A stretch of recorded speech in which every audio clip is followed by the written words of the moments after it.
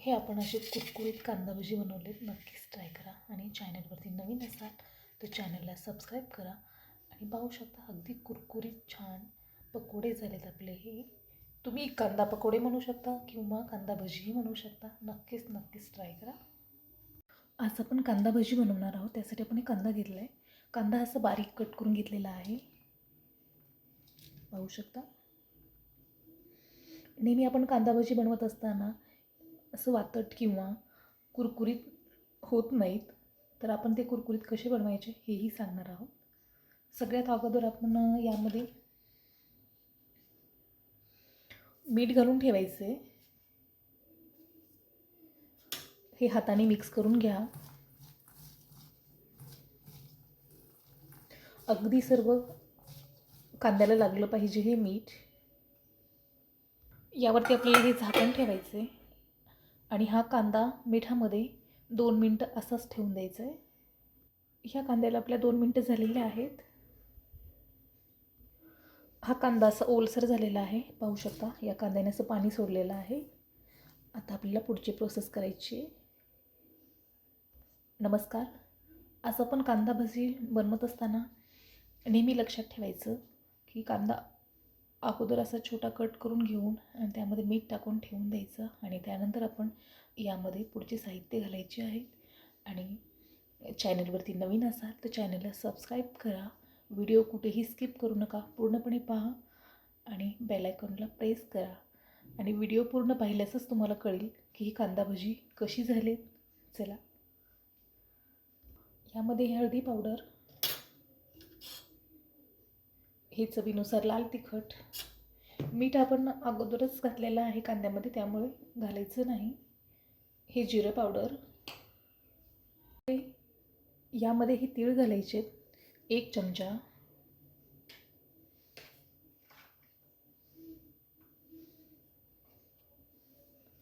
हे लसूण पेस्ट घालायचे. यामध्ये घालायची ही कोथिंबीर.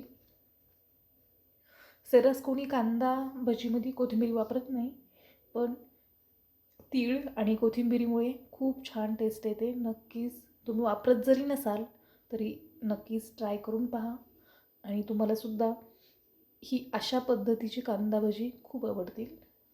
चला, आता आपण यामध्ये घालायचं हे बेसन पीठ. बेसन पीठ आपण 1 वाटी घेतलेलं आहे, पण आपल्याला जसं पाहिजे किंवा अर्धी वाटी पाहिजे असेल तर तुम्ही घालू शकता, किंवा जास्तीचं घ्यायचं असेल तर तेही घेऊ शकता. यामध्ये बेसन पीठ मी थोडंसं ठेवते शिल्लक. हे पूर्ण मिक्स करून घ्या. या कांद्याला पूर्ण असं पीठ लागलं गेलं पाहिजे.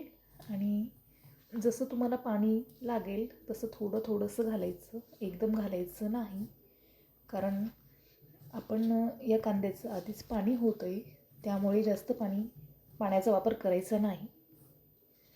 हे आपलं मिक्स करून झालं आहे आणि पाहू शकता हे आधीच पीठ आपलं असं ओलसर झालेलं आहे. आता यामध्ये हे थोडंसं पाणी घाला, अगदी थोडंसं घ्या आणि हे मिक्स करून घ्या. नेहमी आपण असे पीठ मिक्स करत असताना चमच्याचा वापर न करता हाताचा वापर करा, म्हणजे तुमचा वेळही वाचेल. हाताने कुठलाही थोडंसं फास्ट मिक्स करता येतं आणि छान प्रकारे. हे आता आपलं मिक्स झालेलं आहे.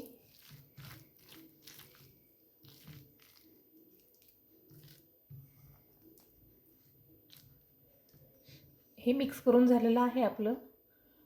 आता आपण कांदा भजी बनवूयात. इकडे आपण गॅसवरती कढाई ठेवली आहे. यामध्ये तेल घालूयात. इकडे आपलं तेल गरम झालेलं आहे. आता यामध्ये आपण अशी कांदा भजी सोडूयात.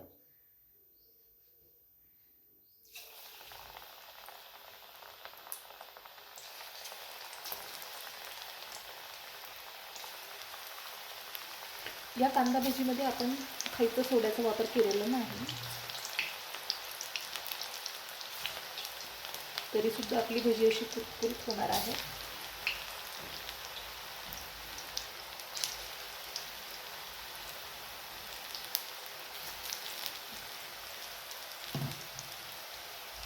हे आपण आता असं पलटवून घेऊया.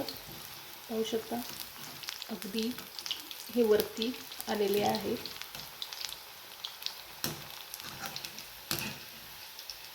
जसे तुम्ही हॉटेलमध्ये किंवा स्टॉलवरती असतात त्याच प्रकारे अशी भजी बनवू शकता.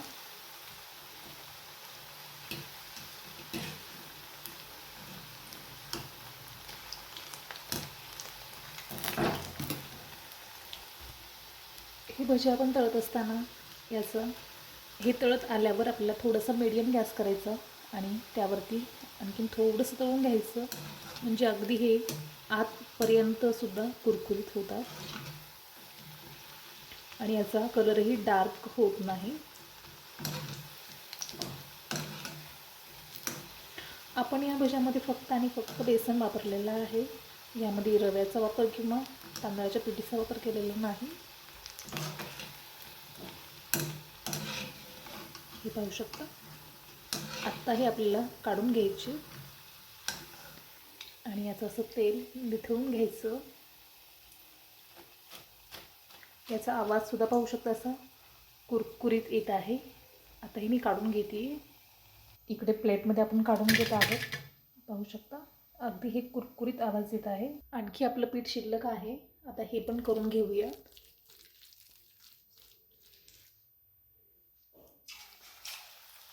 तुमच्याकडे पीठ जर हे जास्त झालं तर तुम्ही फ्रीजलाही स्टोअर करू शकता.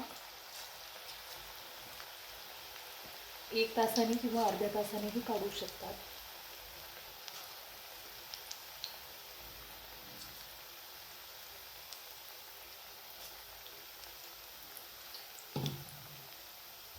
हे पण आपण असं पलटवून घेऊयात.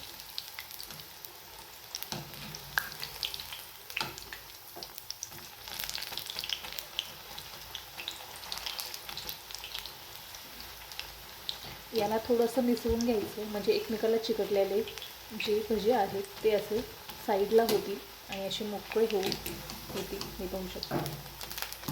हे भाजून घ्या छान. हे पण आपले तळून झालेत. आता काढून घेऊयात आपण.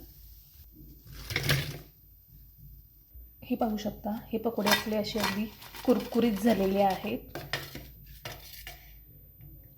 आता आपण यामध्ये थोड्याशा हिरव्या मिरच्या तळून घेऊयात याच तेलामध्ये. मिरच्या तळून घेणार आहोत, पण मिरच्या तळत असताना आपण काय केलं ना, यामध्ये असा छोटासा कट मारून घेतलेला आहे, म्हणजे तेलामध्ये उडणार नाही. आता आपण तळून घेऊयात.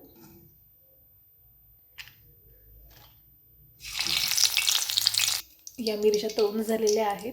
काढून घेऊयात. या मिरच्या काढून घेऊयात.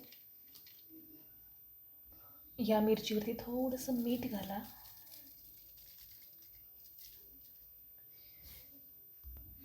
पाहू शकता असे आपले कुरकुरीत एकदम छान टेस्टी हे कांदा भजी झालेले आहेत. नक्कीच ट्राय करा आणि चॅनलवरती नवीन असाल तर चॅनलला सबस्क्राईब करा, बेल आयकॉनला प्रेस करा आणि कमेंट्समध्ये कळू शकता की ही पकोडे किंवा भजी, कांदा भजी कशा प्रकारे झालेले आहेत.